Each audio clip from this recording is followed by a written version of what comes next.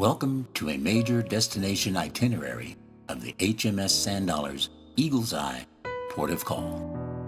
Originally, it was just a brief repass, but evolution and a two-humped quadruped changed all that. Evolution?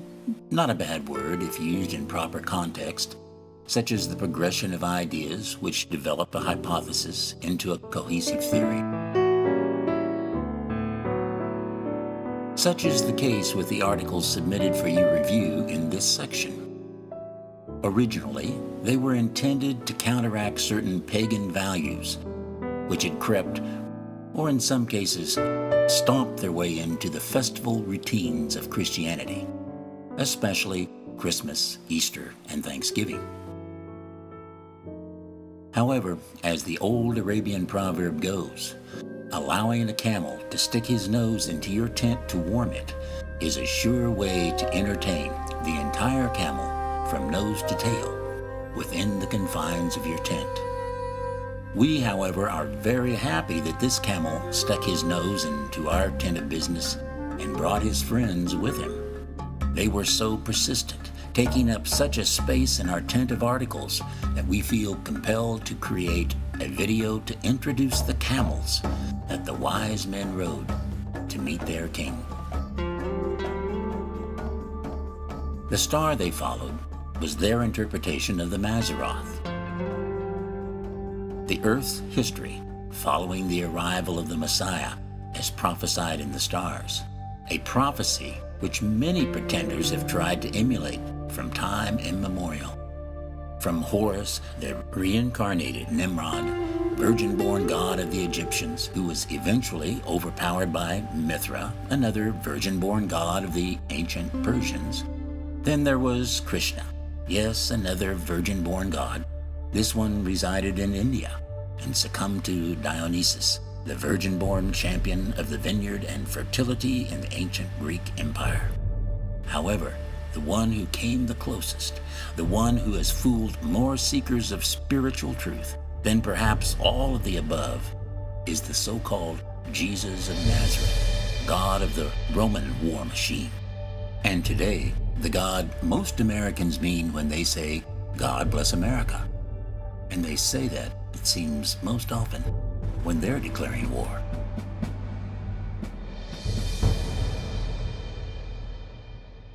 Most Americans believe that the renowned wise men, these magi of old, were looking for the one who is now known as Jesus or Yeshua to his messianic followers, because they are unfamiliar with the camels these magi rode. Those camels would have laughed in derision, or, well, I think spitting is what camels do to show their disdain.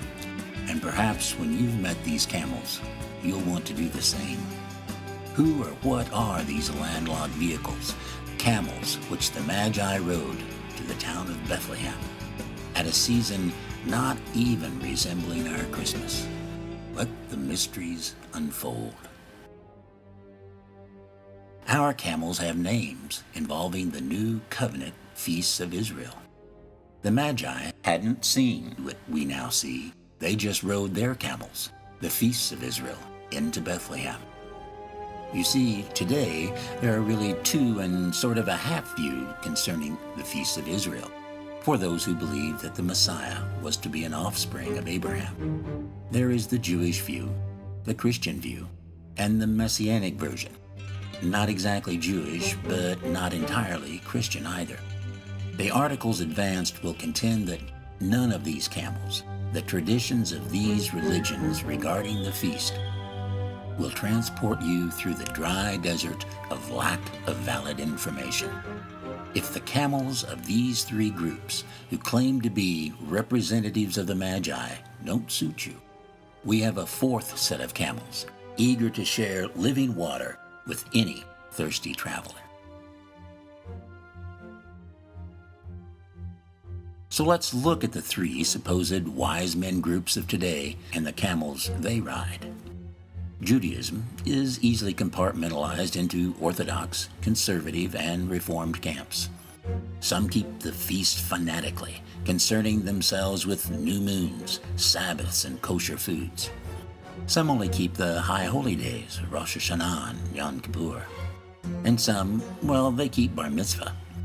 To outsiders, the only thing that would seem that they can agree on is whoever the Messiah is, he hasn't shown up yet.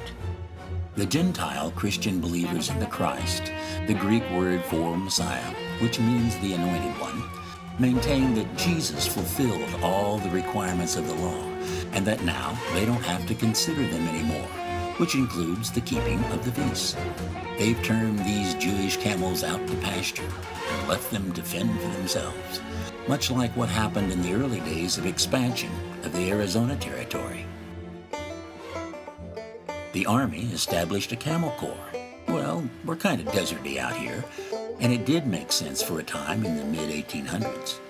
But soon the railroads came along, and so they turned their camels out and left them to fend for themselves and moved on. In essence, that's what the Christians did with the feasts. We'll establish our own religious holidays, thank you. And they did. Christmas, Easter, and eventually Thanksgiving, with very little concern with how much identity they lost by abandoning the feasts. Yahweh's feasts were given to Israel. Remember, it's the name he gave his representative people. Most Christians and Messianics fail to acknowledge that the Jews make up only 1/12 of the tribes of Israel. I suspect that you'll be very surprised when you discover the role that the Gentiles are to play in the congregation known to Yahuwah as Israel. You'll begin to decipher these hidden truths when you learn how to navigate your life by way of the feast. It may not be easy keeping the new camels alive. Hey, if it were easy, everyone would do it. Interestingly enough, Arizona camels are proof of the pudding. They were so adept at survival, they challenged the livelihood of the imported critters the ranchers wanted to raise for income. The camels had a bounty put on their head, and one doesn't see many camels around in Arizona today, unless, of course, you go to the zoo. The Christian community's attitude has, in essence, bountied all of the Jewish feast camels, but some may invite you to attend what they may call the Messianic Zoo. They don't expect you to take the visit too seriously. Remember, camels are known for spitting, and the Messianics version would make a real Israelite camel throw up. You see, Messianics seem to accept that a Jewish version of the Christian Jesus is the Messiah. They tend to call him Yeshua. Virtually, to their Jewish friends, Yeshua is aka Jesus, not someone they want to snuggle up to, given the history between Christianity and the Jews. These Messianics want to keep the feast by honoring the traditions of Judaism as much as it is possible, since there is no temple for the sacrifices to be made. They contend that doing Judaism is what God wants and expects of his children. They can be very compelling, but the phrase legalism dangles over their heads, and eventually most Christians find it to be a foul smell. Which view should a would-be magi, a seeker of the Messiah, choose? We believe the answer is D, none of the above. Why? All three versions fail the memorial test. You see, these feasts are a memorial, but a memorial to what?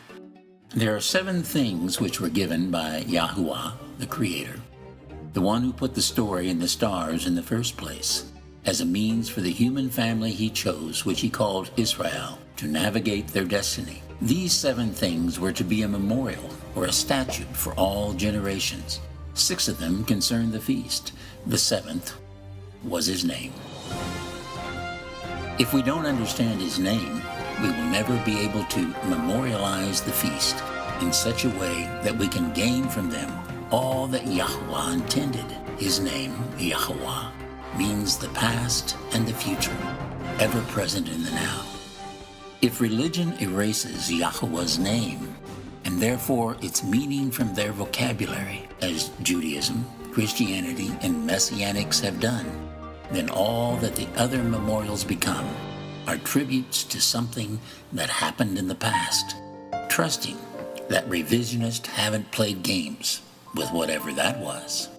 We believe that our camels, the new covenant feast of Israel, will lead to waters that will make your lack of information desert become an oasis, not just of the past, but of the future possibilities, which provides insights on what to do now. Our belief is, and we will give ample evidence in the articles involved, that we are not to memorialize the feast or his name in pseudo-rituals of pomp and circumstance, or feigned respect by not verbalizing Yahweh's name, but rather what we are to memorialize is the significance of what they stand for. As we look at the feast from a new covenant perspective, which reveals the fullness of the Messiah, we become amazed at how flexible and how fluid life in Yahushua, the true Messiah, is. Yes, we are being conformed to his image, not jammed into a Jewish mold or left to morph into our own version of truth. Gee, how many denominations are there anyway? The feast revealed to us who Yahushua wants to be in us, so that together we can become a picture of the hope of glory, the mystery Paul refers to in Colossians 1:21 through 27. You'll not want to miss the introductory article, Hope of Glory. The articles in this section challenge the Christian community, along with their Messianic counterparts, to embrace these new covenant feasts as an opportunity to review their claims regarding Jesus and Yeshua. You'll notice that we spell and pronounce the name of the Messiah as Yahushua, for reasons outlined in several articles to differentiate between the identities represented by the two transliterations. We challenge you to make sure you have an answer more realistic to defend your choice of the character and the divinity of the Messiah on the day of reckoning, other than, my rabbi, priest, or pastor said.